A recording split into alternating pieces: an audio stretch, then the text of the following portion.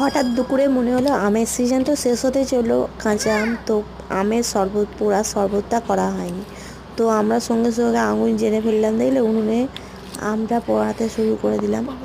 তো পোড়ানো হচ্ছে, তার মধ্যে একটু আটা দিয়ে তো আমগুলো তোলা হয়ে যাচ্ছে আমাদের। এবার আমগুলো তুলে নিয়ে যাব হাঁড়ি ফাঁড়ি জোগাড় করতে, তখন আমগুলোতে মাখাতে হবে, ঠিক আছে।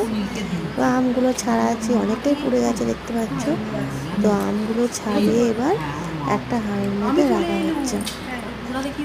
এবার আমগুলো ছাড়ানো হচ্ছে, তার মধ্যে দেখেছো নুন দেওয়া হলো, আর একটু দিতে নুনটা দেওয়া হচ্ছে।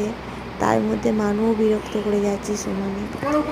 এরপরে দেওয়া হবে চিনি, বিন লবণ দেওয়া হয়েছে, লেবু দেওয়া হয়েছে, তার মধ্যে ঠান্ডা জল বরফ দিয়ে একটু জিরে গুঁড়ো দিয়ে ভালো করে মেখে নেওয়া হচ্ছে। তো দেখতে পাচ্ছ, ভালো করে না মাখলে হয়তো, আমরা বাঙালি, আমরা হাতে ছাড়া কোনো কাজ করি না, ঠিক আছে।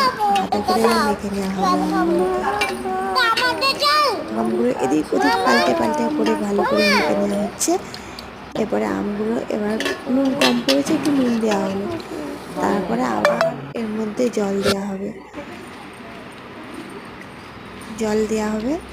তার আগে লেবুটা একটু দেওয়া হয়ে গেল, এবার জল দিয়ে এবার যে যার গ্লাসে গ্লাসে আমগুলো তোলা হয়ে গেল।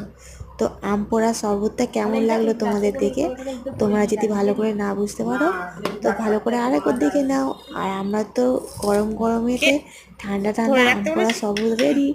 ভিডিওটা ভালো লাগলে প্লিজ সাবস্ক্রাইব করে দিও, আর আমার পাশে থেকো। এই ধরনের ভিডিও আমরা বারবার দিতে থাকবো। বাই।